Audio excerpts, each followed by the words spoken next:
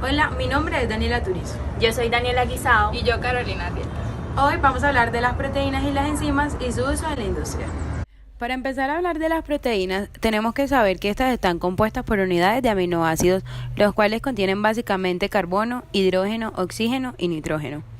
Estos se dividen en esenciales y no esenciales. Entre sus funciones, los aminoácidos ayudan a descomponer los alimentos, al crecimiento o a reparar tejidos corporales y también pueden ser una fuente de energía.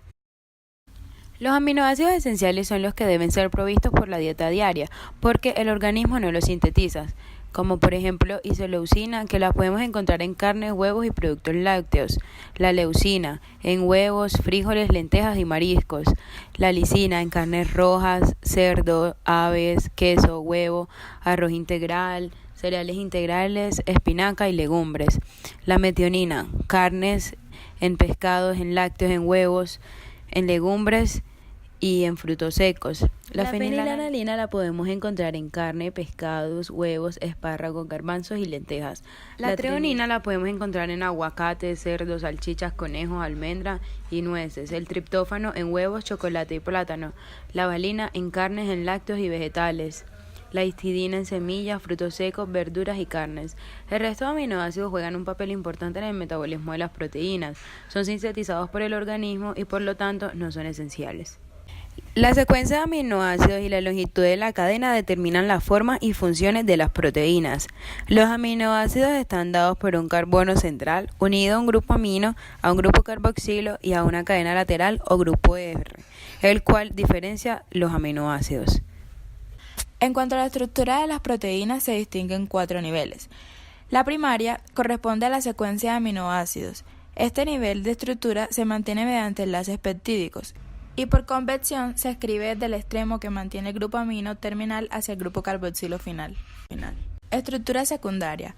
El término estructura secundaria se refiere a la estructura que adopta espacialmente una parte del polipéptido. Ocurre cuando los hidrógenos de la secuencia interactúan mediante puentes de hidrógeno. De ellas existen 2 tipos de estructuras que son parcialmente estables y frecuentes en las proteínas, la hélice alfa y la lámina beta.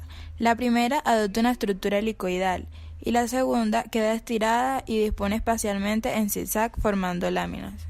La estructura terciaria es la estructura plegada y completa de la cadena en 3D. Ocurre cuando ciertas atracciones están presentes entre la alfa hélice y la hoja plegadas. Es específica de cada proteína y determina su función.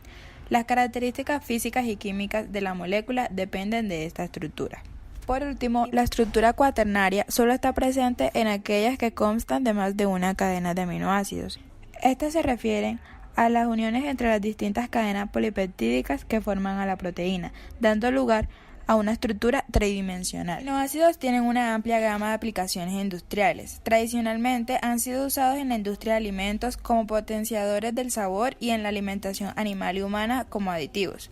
En años recientes se ha incrementado el uso de los aminoácidos de grado farmacéutico en sueros y soluciones intravenosas. Aproximadamente el 60% de los aminoácidos producidos se destinan a la industria de los alimentos, en el cual se usan individualmente o en combinación para acentuar el sabor. Por ejemplo, el aspartato de sodio son añadidos en las frutas para mejorar el sabor. La glicina se agrega a alimentos que contienen edulcorantes. La L-cisteína mejora la calidad del pan durante el proceso de preparación y actúa como antioxidante en los jugos de frutas. En alimentación animal, los aminoácidos juegan un papel complementario de gran importancia, debido a que las proteínas vegetales a menudo son deficientes en algunos aminoácidos esenciales, tales como la L-lisina, L-metionina. Es necesario añadir aminoácidos para mejorar su calidad nutritiva. Los aminoácidos están teniendo una creciente demanda en la industria química, en la manufactura de polímeros que sirven como materia prima. Ahora hablaremos de un tipo específico de proteínas, las enzimas. Estas tienen una estructura tridimensional globular y actúan como catalizadores biológicos, llevando a cabo reacciones bioquímicas a muy altas velocidades. Tienen la característica de no consumirse en la reacción y en general presentan un elevado grado de especificidad. Todas las células, incluyendo microorganismos y organismos superiores, producen enzimas. Su acción está estrechamente ligada con las reacciones metabólicas y la mayoría de las transformaciones químicas requeridas para mantener activas a las células tardarían mucho tiempo en efectuarse o simplemente no procederían si no estuvieran presentes las enzimas. Su estudio en el campo de los alimentos es de primordial interés debido a que son responsables de algunos cambios químicos que sufren los alimentos. Cambios que pueden resultar en beneficios como la maduración de frutas o en perjuicios como la oxidación de ácidos grasos y el oscurecimiento enzimático. El interés actual de la aplicación de enzimas en procesos alimenticios se enfoca a la conservación de alimentos o de sus componentes, por ejemplo, las vitaminas, al uso más eficiente de materias primas y al mejoramiento de la calidad sensorial de los alimentos, en su textura y sabor. Asimismo, se han utilizado enzimas para producir alimentos bajos en calorías y eliminar compuestos antinutricionales de ciertas materias primas. Se clasifican de acuerdo con la reacción química que cataliza la enzima. La primera de estas son las oxidorreductasas. Estas son las encargadas de catalizar reacciones de oxidorreducción. En este grupo podemos encontrar a las deshidrogenasas, oxidasas, oxigenasas y peroxidasas. En segundo lugar, tenemos a las transferasas, que promueven la transferencia de distintos grupos químicos entre una molécula donadora y una aceptora. Dentro de las más estudiadas se incluye a las glicosiltransferasas, aminotransferasas y fosfotransferasas. Luego tenemos a las hidrolasas, que llevan a cabo la ruptura de enlaces covalentes con la introducción de una molécula de agua. Las enzimas hidrolíticas son las que se utilizan con mayor frecuencia como aditivos en la industria alimentaria. Entre ellas encontramos a las amilasas, esterasas, glicosidasas, lipasas y proteasas. En cuarto lugar tenemos a las liasas, encargadas de romper los enlaces para la eliminación de un determinado grupo químico del sustrato y formar dobles ligaduras sin la introducción de la molécula de agua. Entre ellas se encuentran aldolasas, descarboxilasas, deshidratasas y pectina liasa. Después tenemos a las isomerasas. Estas catalizan el rearreglo espacial de grupos del sustrato sin modificar su composición química, y son epimerasas y racemasas. Por último, tenemos a las ligasas o sintetasas. Estas promueven la unión covalente de dos moléculas acopladas con la ruptura de un enlace pirofosfato proveniente del ATP, UTP o CTP como fuente de energía. De las miles de enzimas conocidas, solo algunas decenas se producen a escala industrial. Por ejemplo, las enzimas amilasas aumentan el contenido de azúcares fermentables para la levadura y producen maltosa para la fermentación. Podemos encontrarlos en alimentos como la cerveza, cereales, chocolates, edulcorantes o productos de panificación. Tenemos también la lactasa, que se emplea en diversos productos lácteos como helados y leches, especialmente en los que se elaboran para las poblaciones con intolerancia a la lactosa.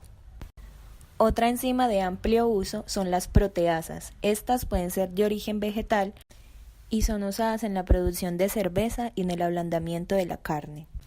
Las de origen animal son usadas como fórmula farmacéutica para mejorar la digestión en humanos, producir hidrolizados proteínicos y ocasionalmente estabilizar cervezas. Por último, las de origen microbiano se utilizan en la formulación de detergentes, recuperación de proteínas de materiales de desperdicio de origen animal, producción de hidrolizados de utilidad en la complementación nutricional de alimentos y en el desarrollo de saborizantes. Las enzimas de oxidorreductasas que ocasionan que los alimentos se oxiden son, por lo general, indeseables en los procesos alimenticios, dado que ocasionan que las frutas se oscurezcan o que los ácidos grasos insaturados se oxiden. En el área de los alimentos, las transferasas que tienen mayor relevancia son aquellas que catalizan la transferencia de azúcares. Estas se han utilizado en alimentos como agentes estabilizantes de sustancias lábiles a la oxidación o en la liberación controlada de aromas, así como en emulsiones como mayonesa o margarina. Por último, la enzima invertasa encuentra su mayor aplicación en la elaboración de azúcar invertido. cuyo impacto en confitería es muy importante en la elaboración de dulces con centro suave, dada la mayor solubilidad de la glucosa y la fructosa que de la sacarosa. Las enzimas no solo encuentran su aplicación en la industria alimenticia.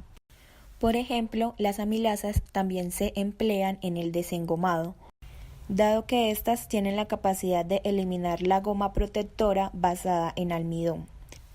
Por su parte, la enzima proteasa la podemos encontrar en la industria textil, en la eliminación de revestimientos, en la medicina, en la limpieza de las heridas y en la limpieza en seco, en la eliminación de las manchas.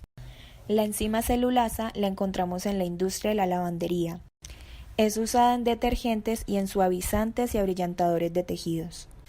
Por último, la aplicación más importante de las enzimas hidrolíticas se encuentra en la producción de detergentes biológicos.